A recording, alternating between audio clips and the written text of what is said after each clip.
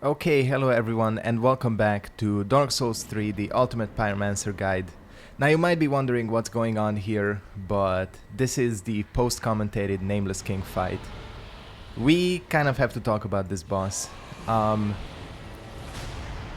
the past 2 days, I've been trying to take out the Nameless King with my Pyromancer, and unfortunately, things have not been working out.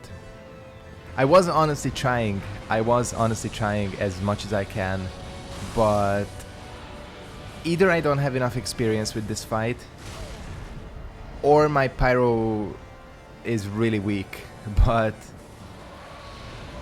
I think I just wasn't having it with this boss fight for some reason. And you probably know that I'm gonna be moving soon, which means that I'm kind of pressed for time in terms of finishing the Pyromancer guide. I really want to finish it before I move on Wednesday, tomorrow, because if I don't, I'm probably gonna not have access to my recording setup for about a week. So essentially, it was either take a different approach to the Nameless King fight, or not finish the Pyromancy guide in time. So I decided to take the different approach. I went back to my other character. This is the character I did my first playthrough with. And I was like, you know what? I'm gonna do this fight. I'm gonna kill the Nameless King just to show me killing the Nameless King. And I'll finish the Pyromancy guide just normally. Because again, it was either this or not finishing the guide. I honestly was trying this boss for 2 days. And I got really frustrated with it. Honestly, right now, I'm not a huge fan of this boss fight. I know that a lot of people love this boss. It's one of their favorites. And honestly, I can see why. But right now, I really don't like this boss because of this first phase. I mean, second phase, I'm all for. Give me the second phase anytime. That is a really awesome part, fighting the Nameless King. But this first phase just pisses me the fuck off. The camera, the dragon's moves, the AoE, because of the arena, the AoE is almost impossible to kind of judge when he does the fire move. I don't know, I hate the first phase. This phase, again, I'm all for. This is one of the coolest fights in the game, but I wish that dragon phase wasn't there. I mean, I get the lore implications and everything about this boss is well designed, his looks, the arena and everything, the lore. But the first phase, man, it pisses me off so much. And that's the one I have most trouble with in the Pyro character as well. I can get through the first phase, but I basically waste too much Estus to be able to survive the king. Especially since I'm dealing a lot less damage to him with my other character. By the way, this can also work as a how to cheese the Nameless King video. I remembered when I started up this character that I had this super OP shield from fighting the Dragon Slayer armor. I don't even know why I made this shield. I think I just wanted to see what it looks like. And this thing is probably the best and easiest way to take out the Nameless King. I mean, if you have the strength for this weapon, I mean this shield, just try it out and see how ridiculously easy this becomes. You basically don't have to dodge anything.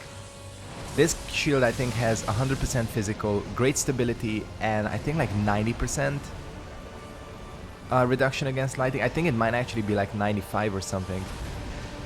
So I was like, you know what, I'm gonna try this out, see what it's like, and it's super powerful. I barely have to dodge anything. You still have to dodge a few things, because the king does have a grab attack, and eventually you are gonna run out of stamina. But even if you just fight him normally, I have the Sun Princess ring on, which helps countering the chip damage he does. I mean, he does very little chip damage through the shield, but the Sun Princess ring even counters that. But again, I will give them credit. This is a very cool fight. I just wish that first phase wasn't there. And I don't know, maybe later on I'll grow accustomed to this boss fight. I mean, I kind of hated Raim as well in Dark Souls 2, the Fume Knight, and I kind of like him in the end. So maybe I'll get used to the first phase, but right now, he just... I mean, I tried for an hour after finishing the previous episode. That was on Sunday. And I tried for 2 more hours on Monday. And I was just like, okay, this is either gonna... I'm either gonna have to figure something out, or it's gonna be not finishing the Pyromancy guide. And again, I chose to do this. God, grammar. But still, I think this is an enjoyable fight, even though this is very cheesy, like a very cheesy way to do this. But, you know, after he beat me so many times, I really didn't feel sorry for him. And he's done. So that was the Nameless King. Gonna get the trophy here, I'll wait for that, and then we'll get back to the Pyro character.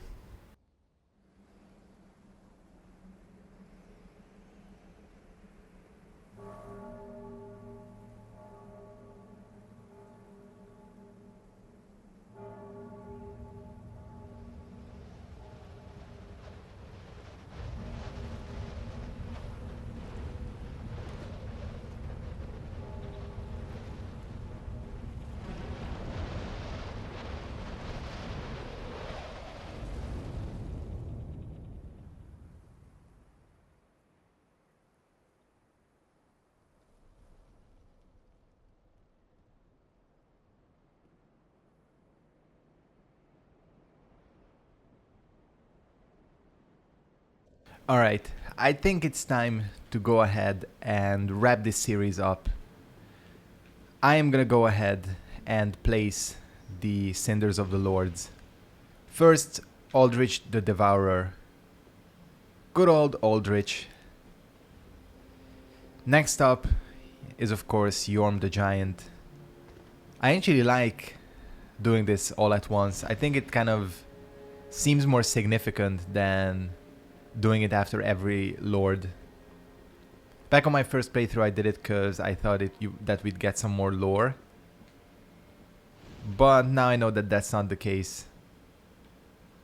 Here we go with the Abyss Watchers. And finally, Prince Lothric himself, who is the only one who's not a Lord of Cinder, according to the... Oh, that was weird. According to the lore. And that's why he is... That thing you placed there is just his head. And there she goes. Before we go ahead and do this, because of the Nameless King fight, I've been... As you can see, I've allotted 14 Estus Flask to just regular Estus. I think I'm gonna go back and get back to my regular setup. This is a good setup, it's just... Apparently it didn't work for the Nameless King.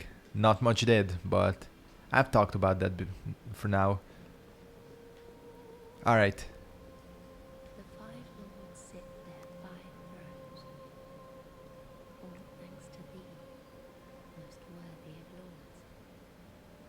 Ashen one, with the lords as thy witness, bend thy knee before the bonfire's coiled sword, and let the lords' embers acknowledge thee as their true heir, a true lord, fit to link the fire. Alright, let's go ahead and do this.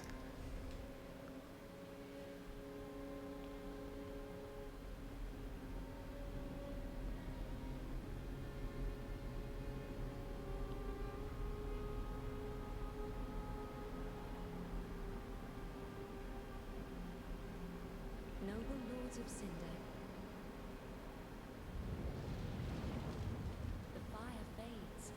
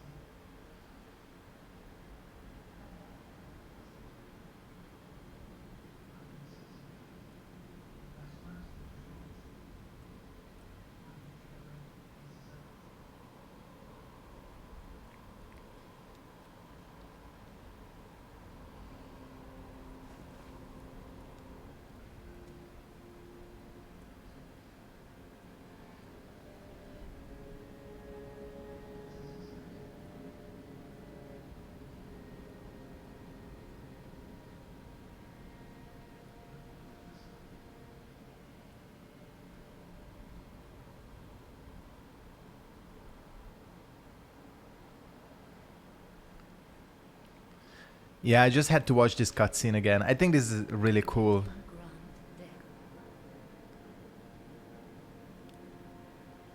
to the old gods of Lordran, deliverers of the first flame. It's kind of interesting that she says that we should... that... essentially she's speaking to the embers, that she says let them grant death to the old gods. But as we know from Dark Souls 1 and Dark Souls 2, the lords can never die, technically.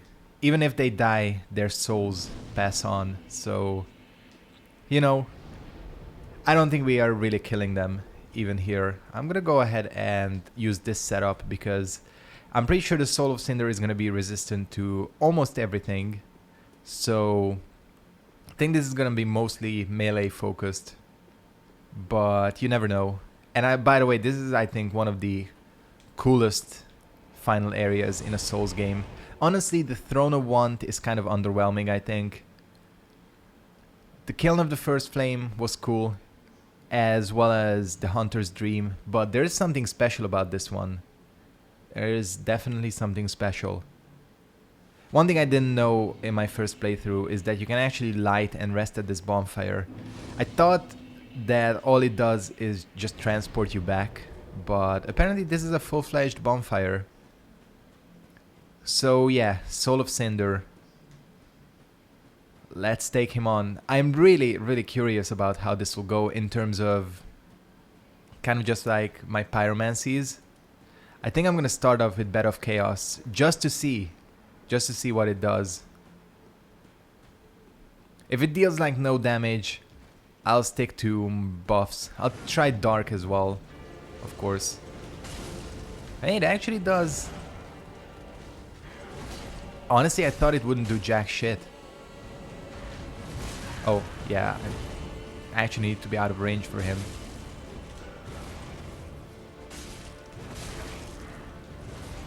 It's been a while.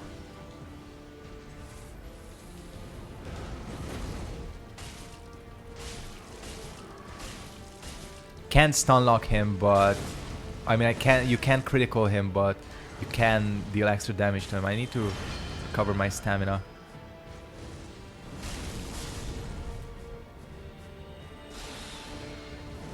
Oops, nice dodge.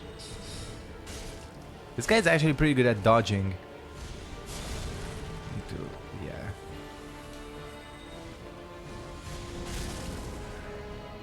Wow, this is actually working out really well. This is the annoying phase.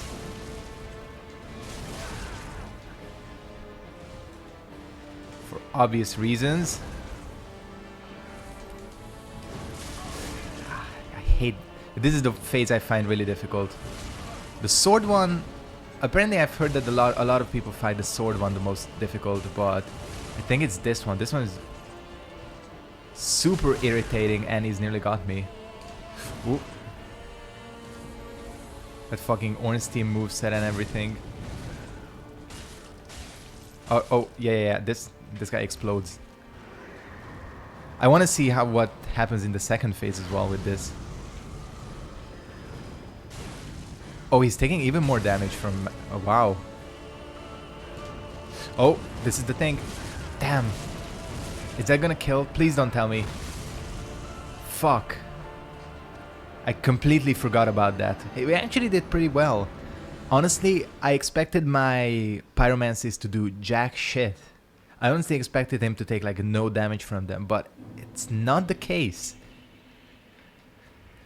First things first, that's good to know.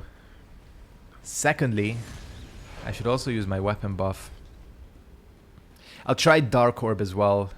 Honestly, I didn't expect things to go that well. Huh. So maybe he's not that resistant, or maybe Bed of Chaos is just so strong that it kind of doesn't even matter. Which I guess could be the case as well.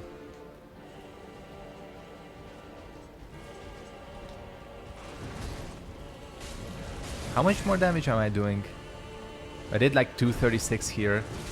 Ouch. Only thing is, kind of makes it difficult when the spell hits him. Makes it kind of difficult to see what he's doing.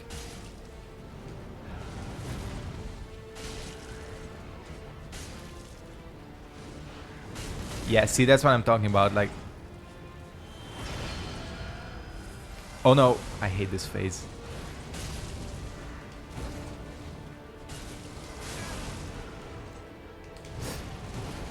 Okay, you can't dodge that. It's just kind of difficult.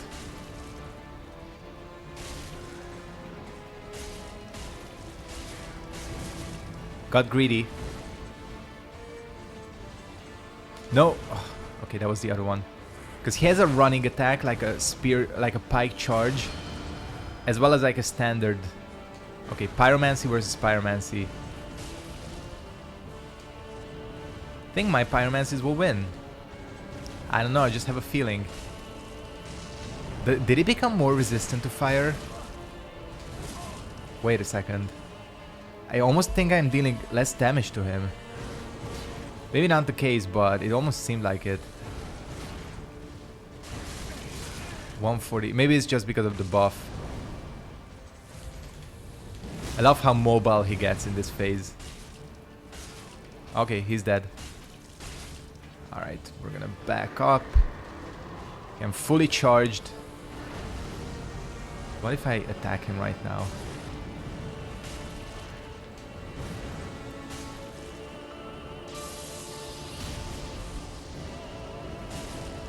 No, is that? Oh, I thought it was.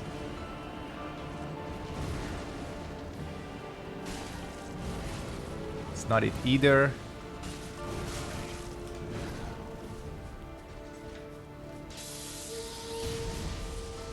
Same thing as the Nameless King, really cool.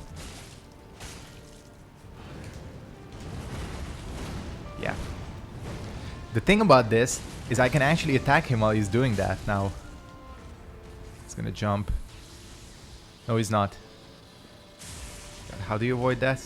You just dodge, I think. I'll heal up just to be on the safe side. I have enough Estus.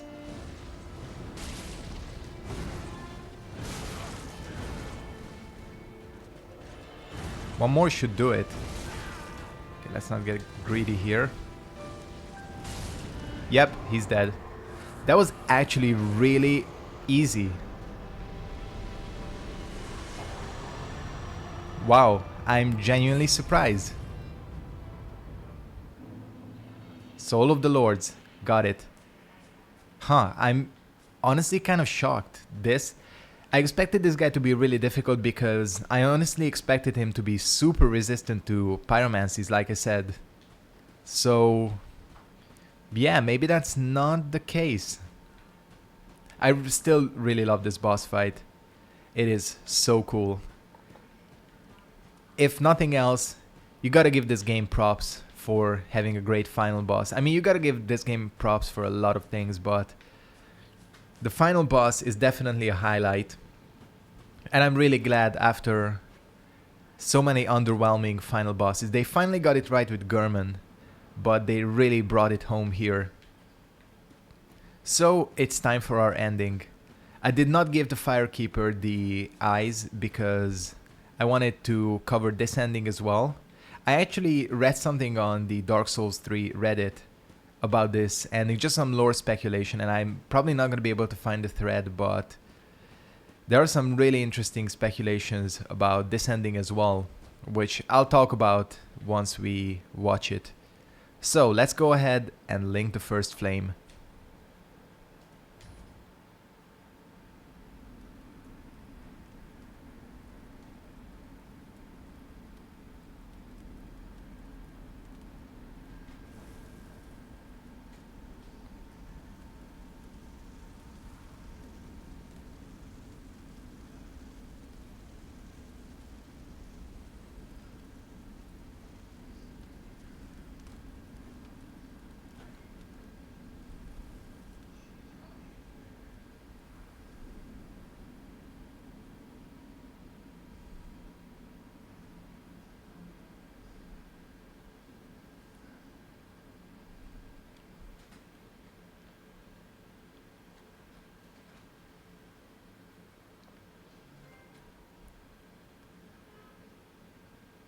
Alright, so about this ending.